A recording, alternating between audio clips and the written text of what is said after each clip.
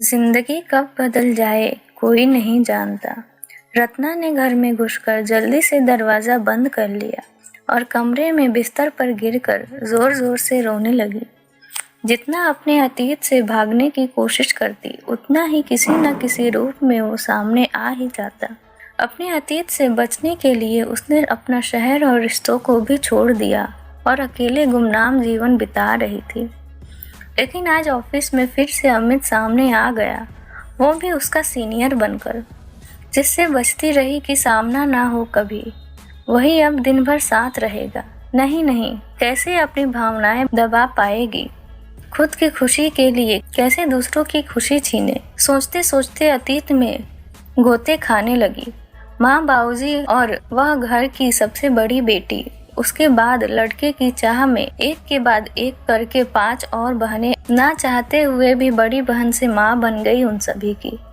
क्योंकि लगातार बच्चे होने से माँ बहुत कमजोर हो गई थी। ऊपर से इकलौते बेटे को संभालने में कहीं भी चूक हो जाती, दादी की गालियाँ सुननी पड़ती, तो बहनों का खाना पीना नहाना सब रत्ना को ही करना पड़ता। हाँ, एक बात अच्छी थी कि दादी के लाख मना करने के बाद भी पिताजी ने उसका स्कूल नहीं छुड़वाया। चाहे सरकारी ही था, पर सब बहनों को स्कूल भेज रहे थे। रत्ना काम के चलते कभी स्कूल जा पाती, कभी नहीं। अमित से उसकी पहली मुलाकात स्कूल में ही हुई। उसी की क्लास में पढ़ता था। रत्ना होशियार थी, तो दोनों में पढ़ाई को लेकर प्रतिस्पर्धा चलती। कभी रत्ना प्रथम तो कभी अमित। और जब रत्ना स्कूल नहीं जा पाती तो वह अपने नोट्स दे उसकी मदद करता। ऐसे ही दोनों कॉलेज तक पहुंच गए। लेकिन रत्ना की माँ उसका साथ छोड़ गई और पिता गम में शराब पी पी कर 1 साल में ही माँ के पास।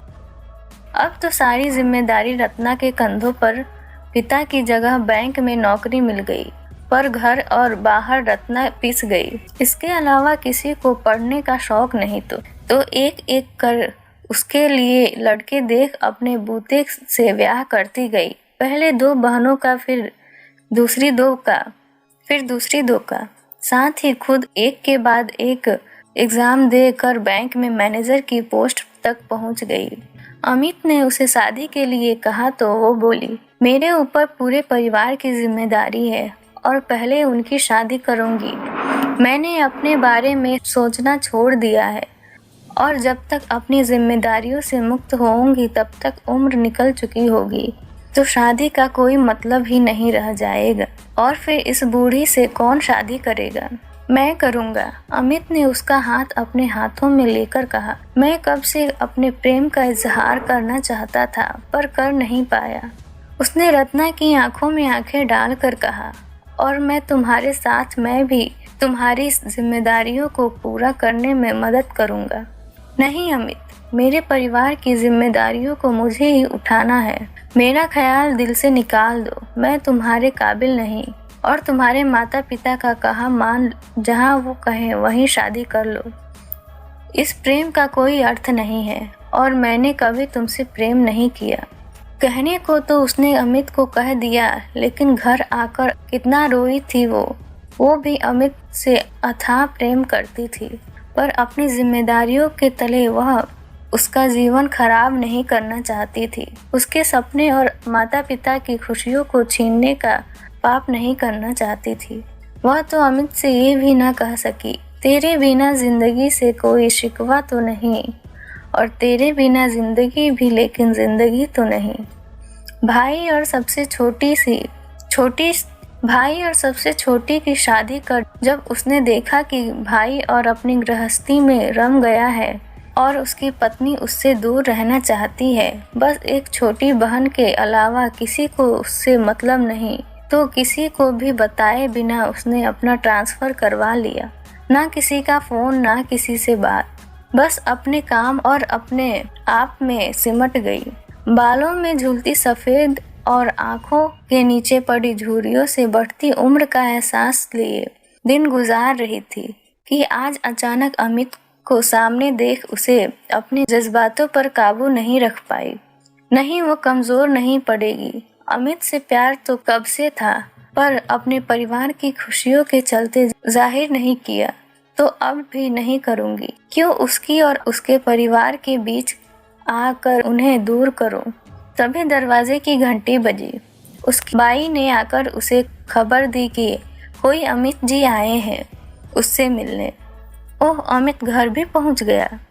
उसे कैसे पता चला घर का, और वो इस हालत में उसके सामने कैसे जाए।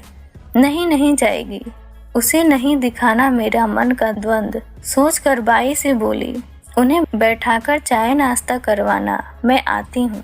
और फटाफट मुंह धो बाल बना बिल्कुल सहज हो वह उसके समक्ष जा खड़ी हुई। कैसे हो अमित? मैं ठीक हूँ, तुम बताओ। बूढ़ी सी लग रही हो। अब बुढ़ापे की ओर बढ़ रही हूँ तो बूढ़ी ही लगूंगी। काफी फीकी हंसी से बोली, बूढ़ी हो नहीं, बस मान लिया है, और अच्छा दिखने का प्रयास भी नहीं करती हो शायद। क्या करना है अच्छा लग के? मेरा कौन है जिसके लिए सजना संवरना करूं? तुम्ही ने ना कर दी थी, वरना खुशियां तो तुम्हारे पास ही थी, मेरे लिए सस्ती और संवरती। छोड़ो पुरानी बातें, अब उनका कोई मतलब नहीं है। ये बताओ तुम्हारे घर में सब कैसे हैं? रत्ना बोली, अंजू अपने घर की है और माँ भी ठीक है, बस बाबूजी के जाने के बाद अकेलापन खाता है। क्यों, तुम्हारी पत्नी और बच्चे? कैसे पत्नी और बच्चे? क्यों, तुमने शादी नहीं की? रत्ना आश्चर्य से बोली, प्यार एक ही बार होता है रत्ना, मैं चाहकर भी तुम्हारी जगह किसी और को नहीं दे सका, क्योंकि मैं उसे प्यार दे ही नहीं पाता। केवल नाम की पत्नी बनाकर किसी का जीवन क्यों बर्बाद करना? वैसे अभी भी देर नहीं हुई है, मैं तुम्हें अपनी जीवन संगनी बनाने के लिए ही यहाँ आया हूँ, बस मान जाओ। लेकिन इस उम्र में लोग क्या कहेंगे? अभी हमारी उम्र ही क्या है, फॉरेन में तो लोग इसी उम्र में अपनी जिंदगी जीना शुरू करते हैं। और वैसे भी आजकल सभी पढ़ लिख कर सेट होकर ही शादी करते हैं, पहले जैसे नहीं। पर वर कुछ नहीं, पहले ही तुम सबका सोचकर अपने को बहुत दुख दे चुकी हो, अब बस करो। जब किसी को तुम्हारी परवाह नहीं और सब अपनी जिंदगी में मस्त है, तो तुम भी अपने हिस्से की खुशियाँ तलाश लो। मैंने केवल तुमसे ही प्यार किया है और तुम्हें ही करता रहूंगा। और अब ये मत कहना कि तुम्हें मुझसे प्यार नहीं, क्योंकि सच तुम्हारी आंखों में दिख रहा है। मान भी जाओ अब। दरवाजे से कई आवाजें सुन उधर देखा तो अमित की माँ, बहन अंजू और रत्ना की छोटी बहन और बहनोई खड़े थे। आप सब? हाँ, हम सब तुम्हें मनाने आए हैं, और नहीं मानी तो यही धरना देकर बैठ जाएंगे।